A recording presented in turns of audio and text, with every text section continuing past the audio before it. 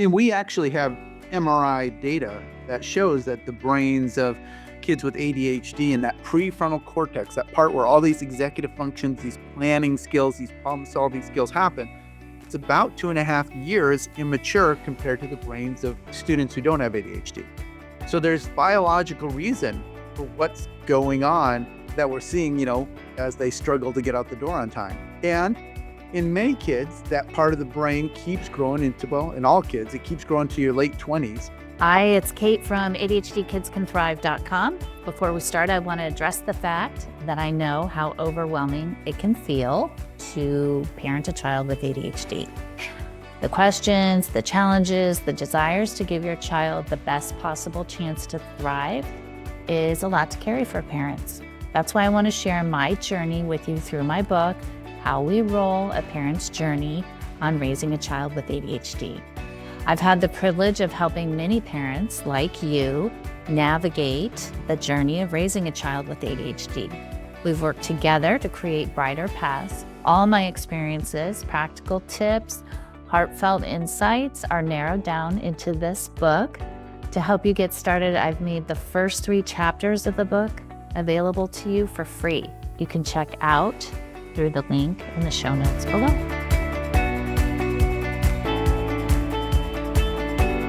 Hi, it's Kate Brownfield from ADHDkidscanthrive.com. I'm your host of the ADHD Kids Can Thrive podcast.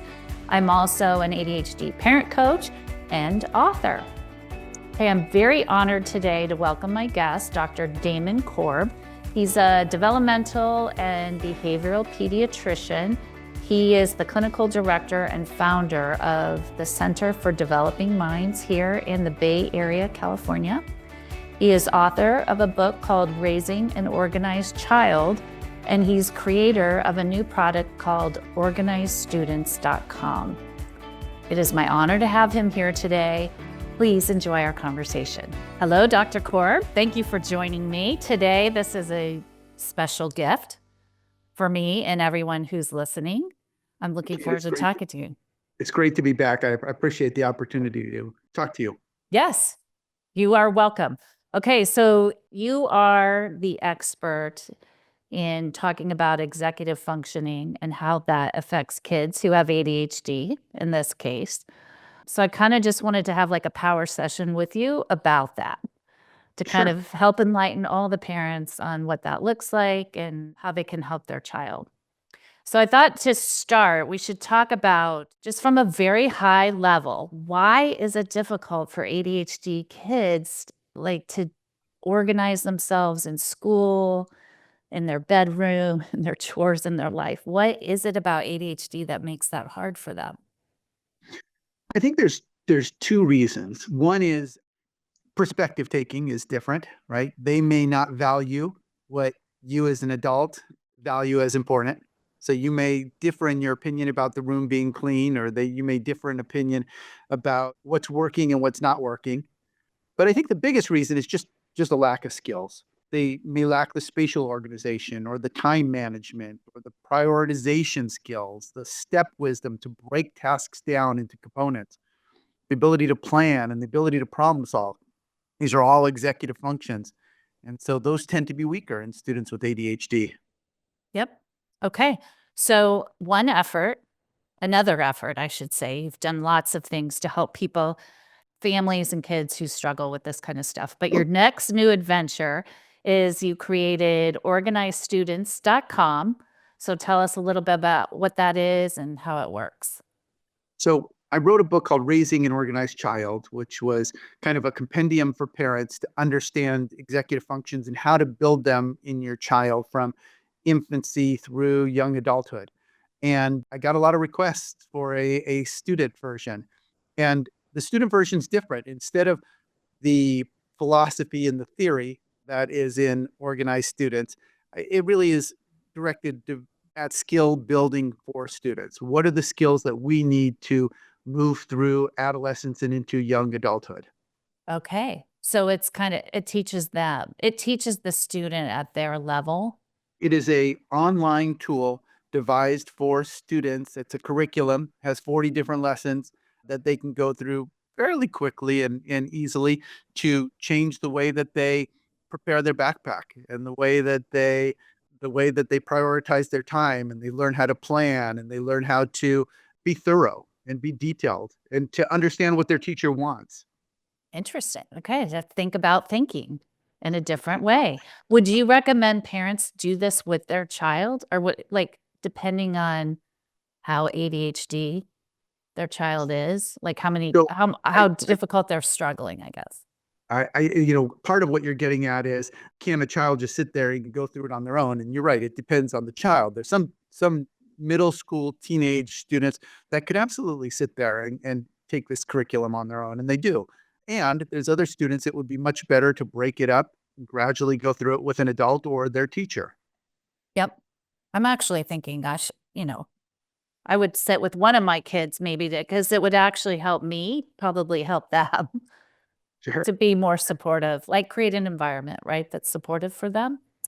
Right. I think these are all really practical skills that don't just apply to school, but they apply to school and life and making friends and working together with partners and all those things that kids with ADHD often struggle with. Yeah. Okay, I'm gonna ask, how much is it? So it's $39.99 for the first month, and then Okay. it's $9.99 afterwards. We tried to price it really, really, really affordably because we want a lot of people to have access to it. Yeah. You'll look online if you're shopping around, because there are other programs that do this, but they're $600, $800 Wow.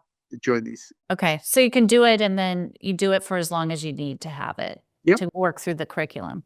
Okay. That's amazing.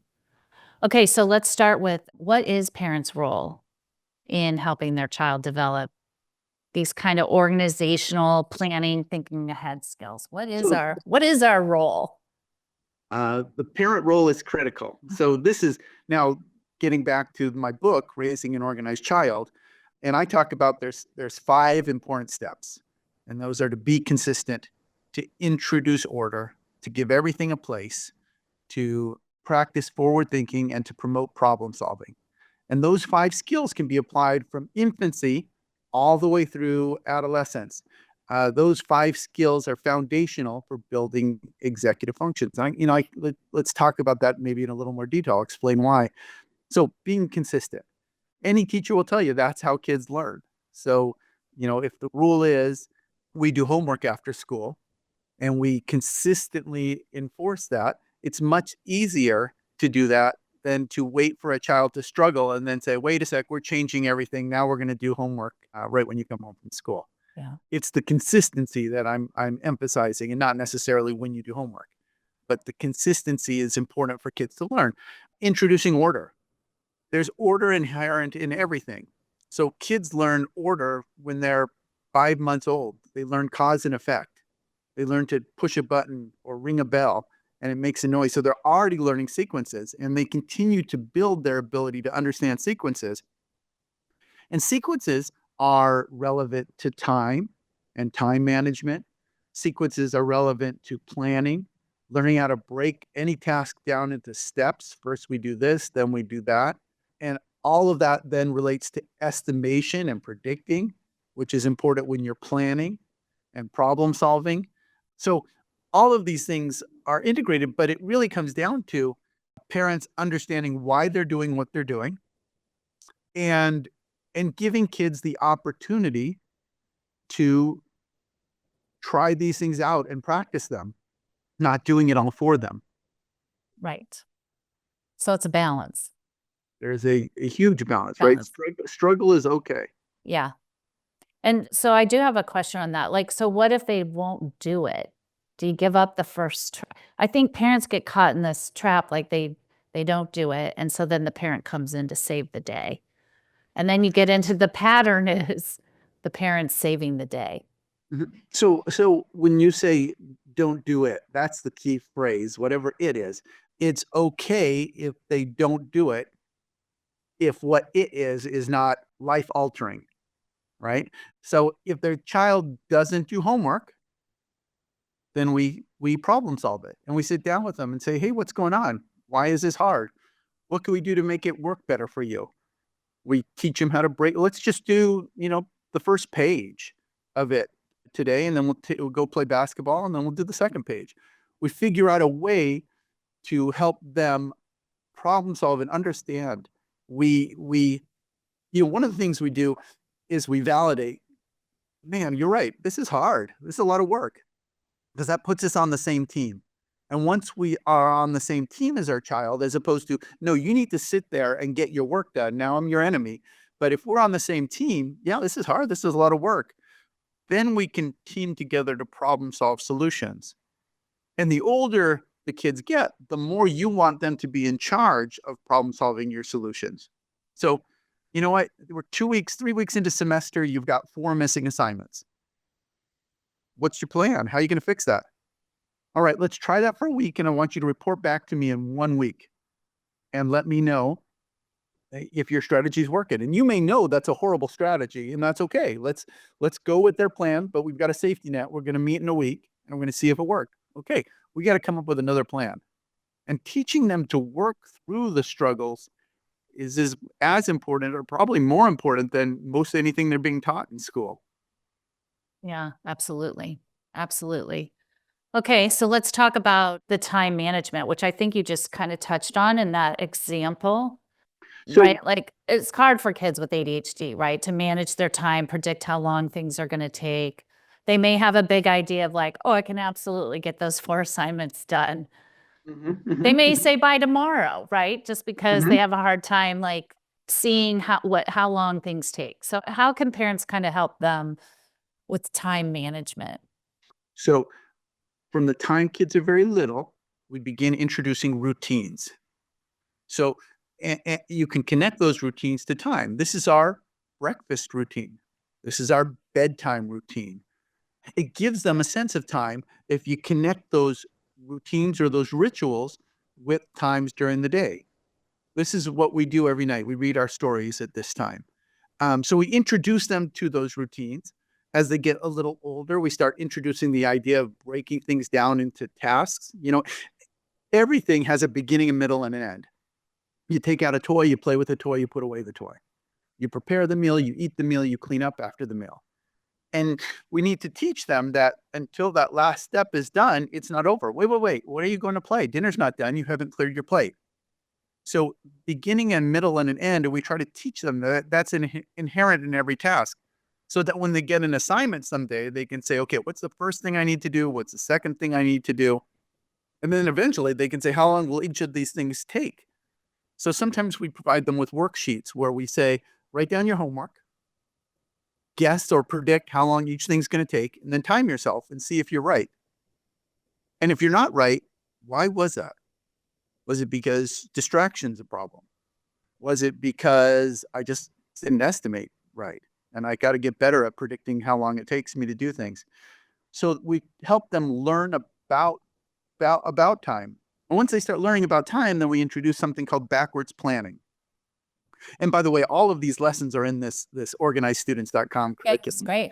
We introduce backwards planning, and backwards planning basically starts at the thing you need to do. I need to go to bed at 10 o'clock. Okay, if I'm going to go to bed at 10 o'clock and I have to take a shower, what time should I start my shower? Okay, it takes me 25 minutes in the shower. Okay, so my shower has to start by 9:35. And if I'm going to brush my teeth and I'm going to wash my face, and you just go backwards through these things till you figure out when you need to start. And then I usually say, wait a sec, to the kids when they do this exercise. Let's create a buffer in there. So instead of going directly from homework to getting ready for bed, let's create an hour where if you finish early, you can do whatever you want.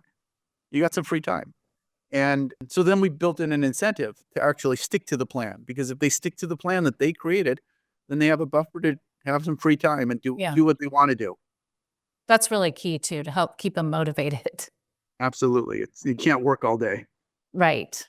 Give them a little break. Okay, so that's my next question is like how to keep them motivated, right? On tasks that they don't want to do, which might be academics or some academics, a particular subject. So you're like to give them the time after to say, you got to do this, but then there's, let's plan what your free time is going to look like, and you get time to do what you want. So the first part of that is that consistency. Motivating gets more difficult when sometimes they get to go play and sometimes they have to do work. And so now they have to do work and they're like, why do I have to do this? Last time you let me do that. So the consistency is important. It makes the battle a little easier. It doesn't mean there won't be a battle, but it sets you up a little easier for success. Um, then what we try to do is we make sure that we're setting appropriate expectations. When the expectations are unrealistic, you know, this guy can't sit through 15 minutes of going to the grocery store without causing a problem. How am I going to have him sit there for 45 minutes and do homework? We have to be realistic. And one way to do that, and again, this is another lesson in our curriculum, is we talk about interval training. And basically, interval training is student sits down to do their work and you time them. And as soon as they start chewing on their pencil or looking around the room or clicking over to a different screen, you kind of go, okay, 18 minutes. That's your interval. And so you have them work every day for 18 minutes.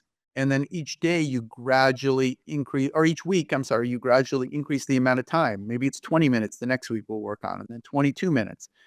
And so the point is, we don't want kids to sit there and practice bad attention.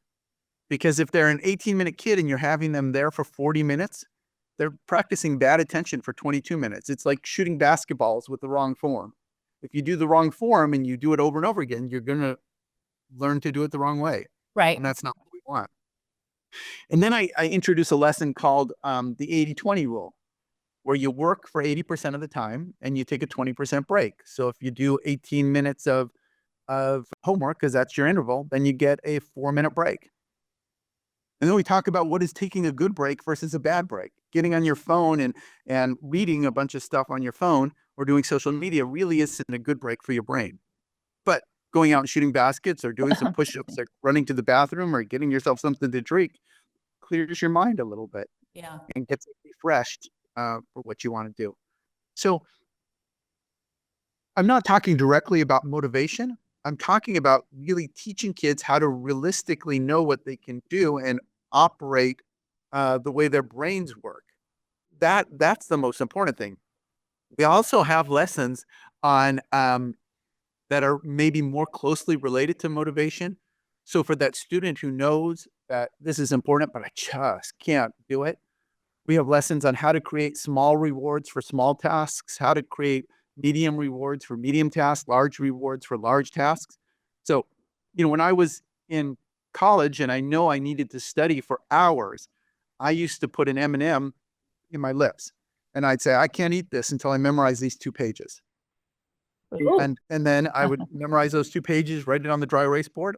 I'd eat the M&M and I'd put another one between my lips. I'm not saying that's what students need to do. I'm saying that's an example of how you can create your own small motivation system linked to the work you have to do in order to make the work more rewarding. That's very insightful. That's actually kind of fun too. Yeah, I probably gained weight. Probably gained weight during finals. Yeah. That's a great idea. Okay. Okay, what's going to be your advice when your child isn't going along with this and anxiety takes over, meltdowns, emotional dysregulation is higher than actual organizing and planning and getting things done? Right. I mean, homework can be overwhelming. And you know, you spend a whole day at school and you come home and it's you're tired and now somebody says sit there and do more work. So it can be overwhelming. This has a lot to do with what we were talking about earlier about validating. You've got to put yourself on their team. Yeah, this homework is really hard. This is a lot of work. So by doing that, it puts us in that position where we can help kids problem solve how they can get through small amounts. So I talk about validating and holding your boundary. We're not compromising. You're not doing the work. But yeah, this is hard. And let's figure out a plan. And we teach our kids, and if you do this from the time that they're very young, it's much easier as they get older and their tantrums can be louder and bigger, that we can do hard things. In our family, we do hard things. That's what we do. This is one of those things that are hard. We're going to get through this together. And you figure out a way to get through it. But what you don't want to do is you don't want to do it for them, because I can tell you all kinds of disasters about these really well-intentioned parents who got their kids into college who weren't ready at all to go to these really high-level colleges because their parents got them there. And then Yeah. they fell out. And then the kids come back and they're depressed and they're miserable. And it's so much harder to work with them at that point than if their parents had let them struggle along the way. I think it's important to show interest in their child. Why do you think this homework bothers you so much? What is it about it that you find so frustrating? Because they want to know that you appreciate how they feel. And so showing interest and listening to them. And then lastly, being patient. The homework assignment that the teacher assigns on Wednesday, January 16th is not the most important thing in the world. So if they struggle with it for a couple days and eventually over time they learn how to get through hard work, that's what we want. We want to launch a healthy 18-year-old who can go out into the world and be independent. So you're running a marathon. You're not running a sprint. And sometimes parents get so caught up in the day and the not being late in that moment that their anxiety kicks in and Yeah. makes everything accelerate. Right. That's exactly it. That's what And it's hard to do. It's It's the hard to do. hardest thing to do because you know that your child's life could be much easier if they would just do it this way. Right. But that's not how life goes. Sometimes they don't want to do that, right? They got to beat to their own drum. Right. So you talked about this, Dr. Korb, and it's the dance of like managing, helping them build skills and then really feeling the consequences that can come to that. I think that's the balance, right? Yeah, I'll give you an example. I had a patient who ended up going to a UC school. So, and a UC school, one of those that you need a 4+ GPA and a 1400 to 1500 SAT at least to get in. Yeah. And he went there and he could not get to class. He missed so many of his classes. His parents didn't know about it because he didn't really tell them. And at the end of the semester, his first semester in college, they were surprised that he got all Fs. So they talked about it. Their solution was to have dad drive 2 hours on Tuesday morning to wake him up before class. And then dad would stay there from Tuesday night, Wednesday night in the dorm room, sleeping between this guy and his roommate to wake him up for his Wednesday and Thursday classes. And then he would drive back the 2 hours and come home. And he would do that every week. That was their solution. That's when I met them at that point, when that was going on. And what I learned was, anytime he had a late assignment, he had a lot of them, mom would call the school and ask for an extra time. And anytime. Yeah, they're calling he the had an essay, UC, right? They're calling the college, right. right? They're calling Yeah. colleges too. But in high school, he was doing this. They Oh, were I doing see. this. Okay. That's how they got him there. And they would edit all of his essays. They would study for the SAT with him. Every weekend they were giving him questions and prepping him. And together they collectively got into a good college, but individually, this kid was not ready to succeed. And so, he went through a lot of struggle because of the well-intentioned effort of the parents. Yeah. Yeah. Welcome to Silicon Valley. There is a lot of pressure here. And Yep. I do think this is true in the United States too, that the value of a college education at certain schools is kind of like do whatever you have to do to get to that, right? Parents and Different mindset. kids, they buy into that mindset of do whatever you have to do to get to that level, because then that's what leads you to have a better life. But if you And don't have the skills, by the we time have you get there, then you're creating all this other stuff, right? right. We Depression, have a skewed anxiety. perspective. In when I went to college, there were 20, 25 really good colleges. And so we're the parents now, but the reality is there's like 200 good colleges now. There's Yeah. so many more small, good, excellent colleges that could be great fits for your kid, and they don't have to go to the top Ivy League in order to get a really good education. And it may be much more affordable too Yes. to send them to one of those schools, and you could save some of that money and help them with an executive function coach or an organizational support person who could help them learn some skills. Yeah, so let me ask you too, the arc of ADHD kids, some of them, right? It takes them longer to mature.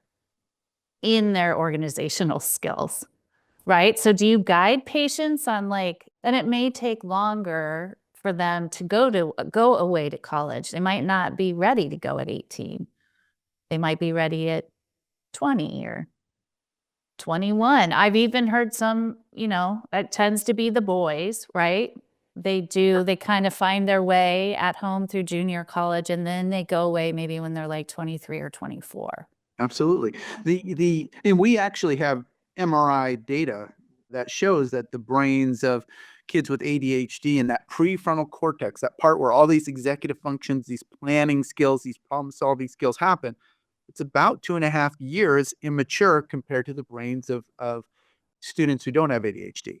So there's a biological reason for what's going on that we're seeing, as they struggle to get out the door on time. And in many kids, that part of the brain keeps growing in all kids, it keeps growing to your late 20s. And so sometimes that extra couple years of community college is the best gift you can give to your kid. They need that little extra time to kind of catch up and kick in, and then they do fine. Yeah. So absolutely, I will tell parents, and as I've gotten more experienced and more confident in what I do over time, I'll be more and more direct with parents to just say, I wouldn't spend $60,000 a year to send this guy to college. When this is, if you're an investor and he's showing you his portfolio of success to this point, would you spend $60,000 on that portfolio? I wouldn't do it. But I'm not saying I think your kid's going to do fine as an adult, but he's not there yet. And so sending him off to college, to a 4-year college where it's away, could be really, really detrimental for him. Yeah. Yeah. And then if they're failing at college, that's just not helpful to anyone.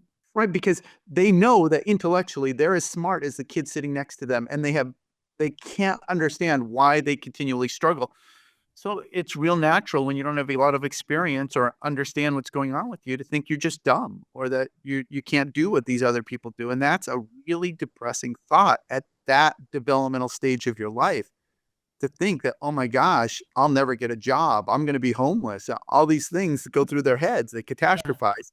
So yeah, it's a big deal to overestimate and put your kid in a situation they're not ready for.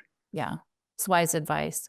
Okay, so I have to ask you too, what's your advice with screen time and what's happening in our culture with kids just having so much access to screens and how that affects their executive functioning? So I've got a million answers to this topic. In fact, anywhere I speak, no matter what the topic is, this is the first question that parents ask me from the audience. They all want to know. So first of all, in my family, we didn't let our kids have phones until they went to high school, because I just think most kids aren't ready for that freedom. Yeah. Most kids aren't ready for the dangers that are out there, the misinformation. They don't have the skills to analyze misinformation. Yeah. And so I think there's a lot of dangers with it. With that being said, I don't think there's an absolute age for anyone. I think it really depends on, can they use whatever you give them appropriately, whether it's an Xbox or whether it's a phone or whether it's a car when they turn 16. But if with a car, if you gave your child a car and they got a ticket and they got in an accident and you saw them speeding and your friend called you up and said, I saw your son driving, with no hands, you would say, I'm taking the car away. There's no question. Right. But for whatever reason, parents don't do that with the phone. Yeah, if your child is not using something appropriately, it's because they're just not ready. And it's not a punishment to take away the phone. It's just saying, hey, you know what? I'm not seeing you use it the way we talked about when I gave it to you and what the rules were. So I'm going to take it away for a while and come back in 3 months. You could try it again and see how it goes. So, I haven't totally directly answered your question yet. Your question was, what does it do to the brain? And the reality is we are trying to get somebody with ADHD, for example, to build their ability to sustain their attention. And social media is just little tiny blips of rapid, fast, entertaining information that gives you lots of dopamine. And it does the exact opposite of what we're trying to do when we're trying to build the attention of a young person. Yeah. Gaming does that too. Yeah. The news does that now. Yeah. Oh, I mean, absolutely. everything in our world, in our online world, is just It's fast. draining our dopamine. Yeah. If you watch a comedy show from the 1980s that we used to, really enjoy and think it was the funniest thing in the world, you sit down now and you go, oh my gosh, this is so slow. Yeah. It's taken forever to get to the punchline. Right. Whereas TV today is boom, boom, boom, boom, boom. Because our Yeah. attention spans, I think, are shorter. Yeah. So your advice is to have the courage to Yeah, withhold from it as long as possible. Yeah, set the expectations when you do, give them access, and don't give them access before they're ready. And when you think they're ready, you set the expectations and then follow through with just the natural consequences of them using things appropriately or inappropriately. Yeah. Yeah. Good advice. Okay, Dr. Korb, you've said so much today. Do you have any other wisdom you'd like to share before we wrap up?